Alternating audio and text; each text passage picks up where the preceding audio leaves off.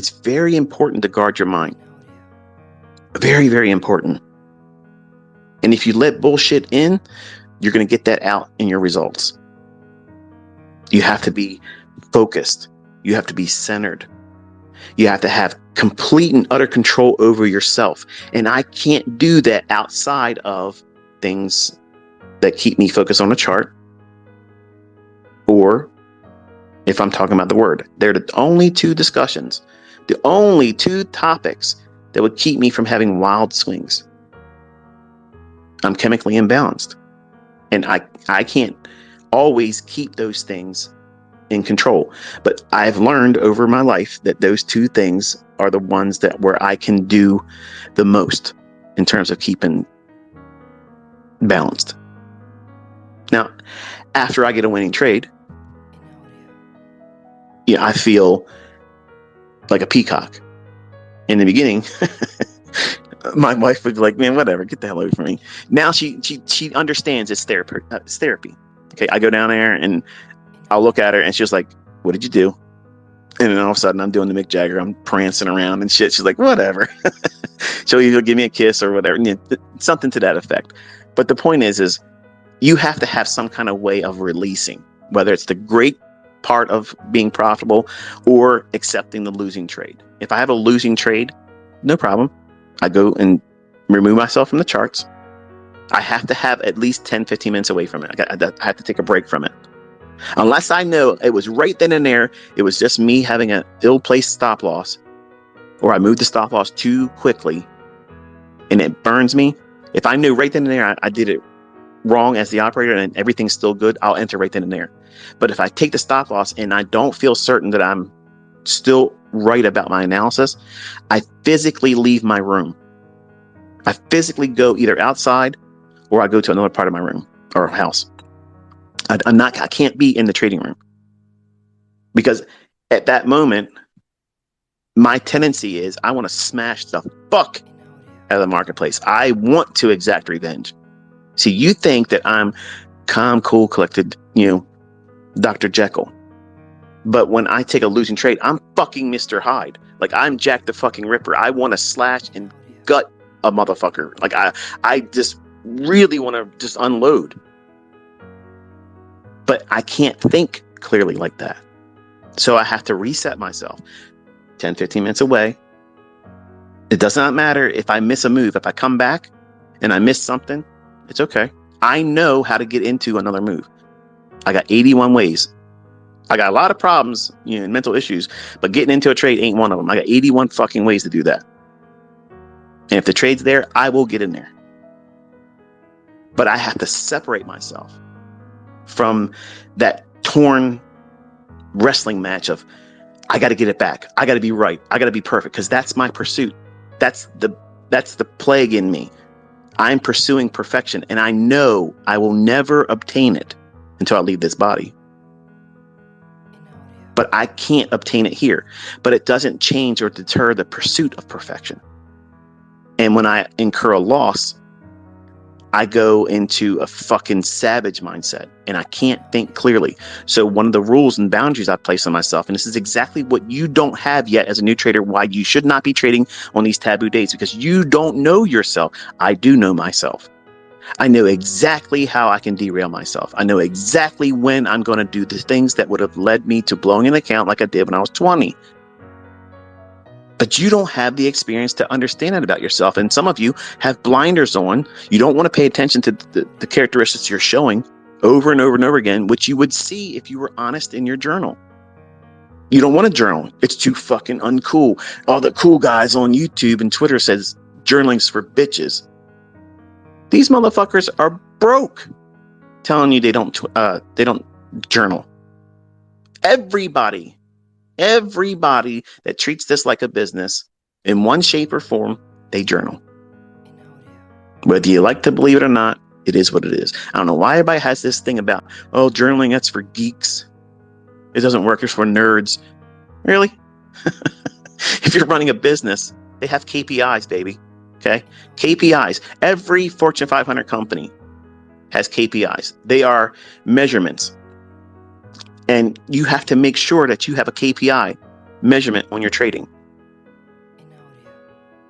what's the top step? Just introduced those types of things for traders to evaluate what they're doing.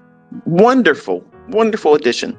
Wonderful addition to those pursuing that funded account challenge. Because it gives you metrics. That way you can measure things. And they should be fucking private. I don't know why people go on there and they screenshot that shit and say, here you go, boom. Because you're looking at outward. I just saw the time.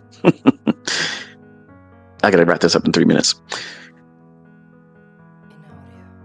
If you take your KPIs or your stats as a trader and you put them on the internet, okay, here's what's happening.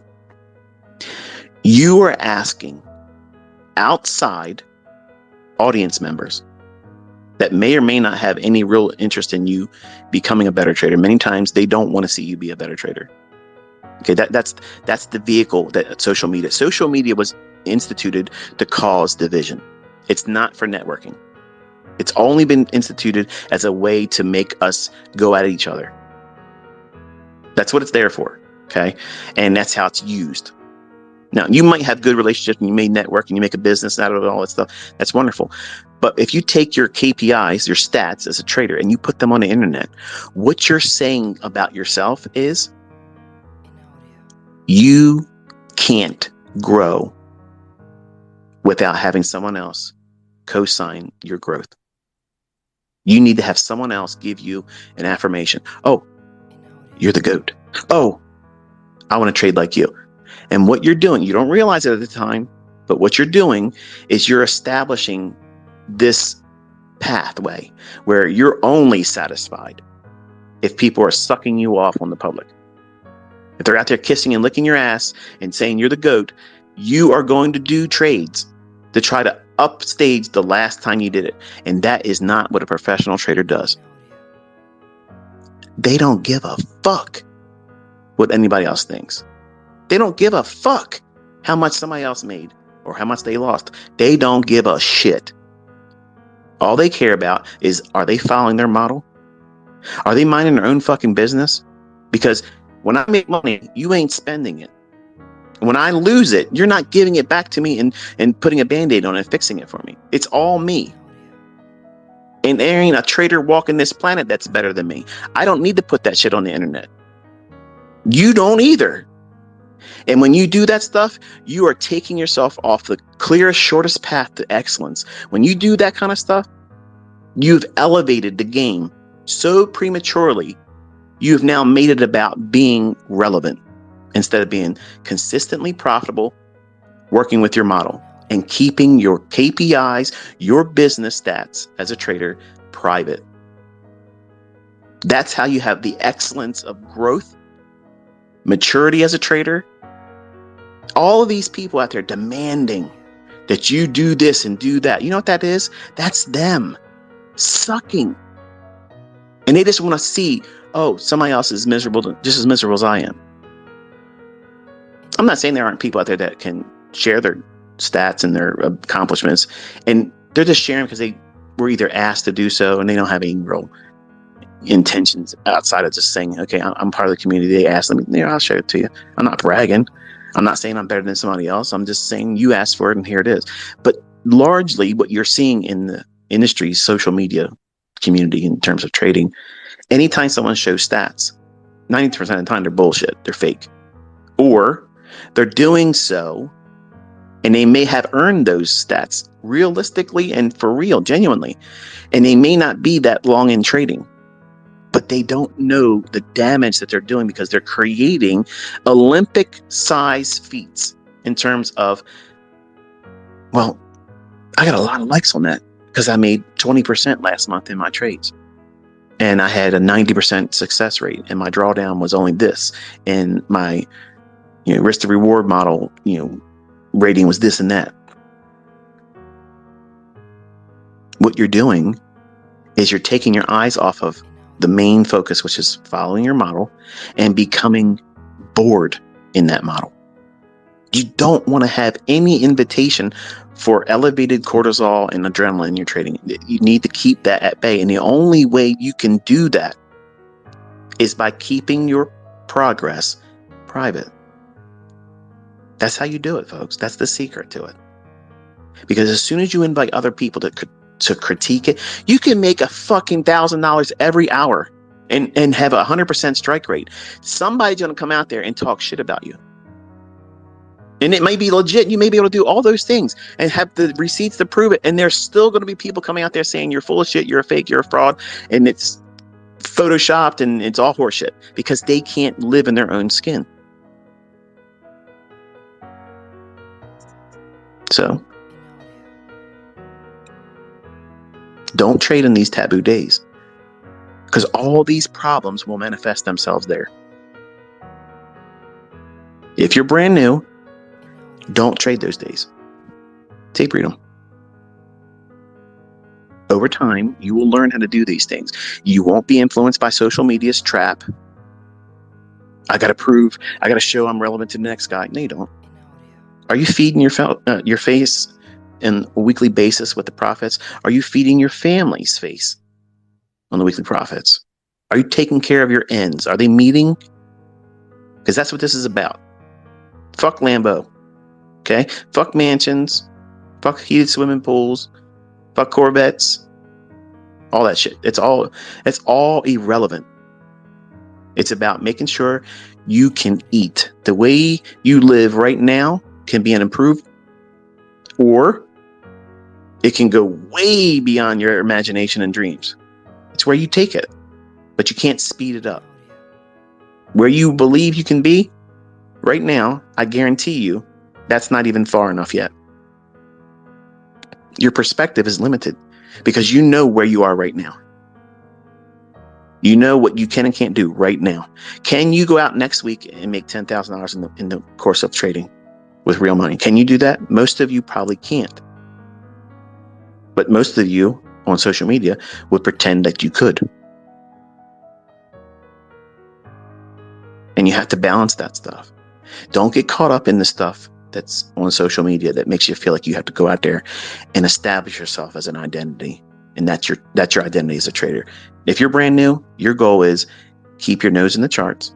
Learn what your tendencies are. Are you able to keep focused? Are you able to identify that you're in a problematic condition in the marketplace, that you're going to lose control of yourself? That's these taboo days. All of my students that are mature and in their model, they can trade on every single one of those days. And they do. But in the beginning, they were told and they were trained, don't touch them until you know how to handle them.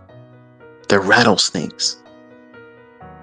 And until you learn how to pick up a snake safely, it still doesn't mean that you can't get bit by one, but they have learned how to handle snakes. And in these days, there's snakes in the grass. And you gotta be real, real careful. Because if you don't know what you don't know, you can find your ass getting bit. And you can end yourself mentally. You may have more capital to trade with, but because you've done something and completely scared yourself out of it, you're done. You're never touching it again. I've trained students that did that to themselves and they never gave themselves a chance to really learn. Told them these things, don't trade these days. They did it. Boom. I'm scared. I can't trade anymore. No more. That's it. My wife said, nope, can't do it. I'm done. I'm a single income family member. I took this thing on your right, but I know I can't do it. I'm stopping. Okay, well done. If you know you're never going to come out of that mindset and you're stopping, that's the best outcome. And you're not going to hear a mentor tell you that. They're going to say, oh, you're a bitch. You quit. No, that's someone that is plugged in to know what they're willing to do and what they're not willing to do. And if you know that you are not going to be willing to make the changes and develop the discipline, you know you are going to do this again, and there's no fixing that, the best thing you can do is stop. That is the best outcome. There's no shame in that. But you can do this. There are rules that you have to apply. In certain days in the beginning, you don't trade. In time, experience will dictate this. You'll be able to trade those things too and slap the shit out of them. You can do it. But everything I teach has a context. And many times the trolls and haters and the people that want to sow bullshit to make themselves look better because they can't do it with their own results, they'll say things that aren't true. And they'll twist and contort things I've said or say things I didn't say and take everything out of context. And you as a new viewer, a new person, you see this stuff and you're weak-minded. Oh, that person has an opinion. Let me not be an independent thinker or go and investigate the things on my own. Let me just adopt their mindset because I'm a lazy fuck and I'll just do that and there it is and join the bandwagon. And then you're the one getting laughed at because we're bringing receipts all the time. I got extremely profitable students, absolutely verified, paid out to the fucking gills. More people coming all the time. I got so many fucking interview requests. It's ridiculous. And I'll close it here. I have done more interviews, and I'm not sure if it's something inside of Zoom, because I'm using Zoom when I have the interviews with the students. My connection's fine. And I've had 5 different individuals from different parts of the world where there's so much buffering going on.